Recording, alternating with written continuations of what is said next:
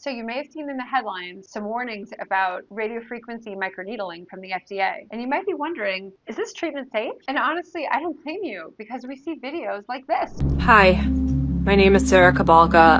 I'm a board-certified nurse practitioner. These initial photos were taken 2 years ago, my 13th year in the aesthetics industry.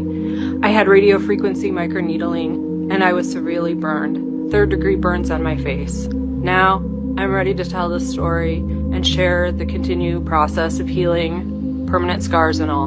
So let's break this down. What does this mean in plain English so that we can make good decisions for ourselves? So the FDA recently issued some warnings based on some reports of injury after radiofrequency needling. They're reporting things like burns, scars, fat loss, and even nerve injury. Okay, and even though these issues, these events are not common, they can be significant when they do happen. So when I, as a professional, receive information from the FDA, it really draws my attention because these procedures are no joke. They really require training and true understanding of the facial anatomy. So let's break down what's actually happening with radiofrequency needling. It uses tiny needles combined with controlled heat to create these little micro injuries in the skin. And what this does is it actually helps us to restore and remodel our collagen. And when it's done precisely, that means correct temperature, correct depth, location, correct technique, that means that we're going to have an opportunity to get some good skin healing. Now, for example, if it's too high of settings, too hot, too deep, wrong place for those types of settings, that's when we can run into some problems. So it's not really the procedure itself that's the problem. It's a lot of times the person who's operating the device may not be fully trained or comfortable with that device. So here's what the FDA is recommending. They're not banning this at all. It's simply a safety reminder. And they're really just recommending that you see a trained, licensed provider so that you're going to have a safe experience. Now, let me be clear. This is not just a massage or a facial. This is a medical procedure, and it shouldn't be performed by someone who just took a weekend course to learn how to do it. So if someone is recommending that you use this treatment, here's what I recommend for you to do. First, you want to ask for qualifications and make sure that that individual has adequate training in this technique. You might want to ask how long they've been doing this for, because experience oftentimes can lead to better results. And if you want to be super safe, you might want to see a cosmetic dermatologist. And I still think it's a great procedure with excellent results. And we don't see these kinds of complications like